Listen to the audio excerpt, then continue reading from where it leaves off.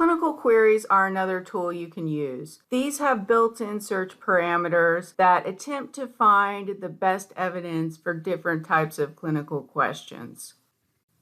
To get to clinical queries in PubMed, go back to the basic search homepage and look under the Find icon.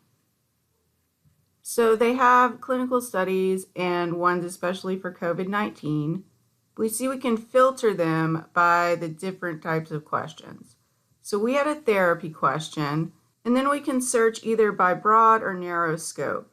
Clinical queries are intended to get you a fast result if you need to get information quickly, if you've got someone right in front of you, but they don't always work perfectly. You might be thinking, why didn't you show me this first thing if this is all I need? Well, sometimes they give you strange things, but sometimes they can be helpful. This is just another tool in your toolbox.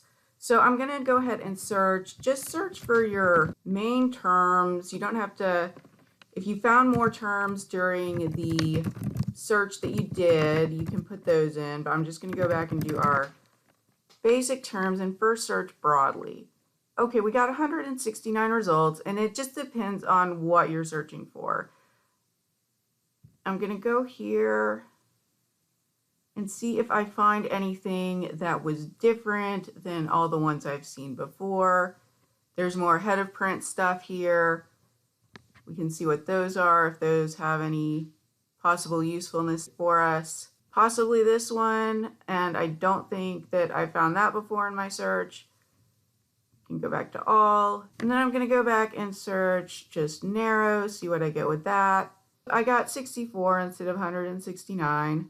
And I've noticed with these that they're automatically searched by most recent because that's a big part of evidence-based practice, but you can also change it to best match, and sometimes you can find good results there.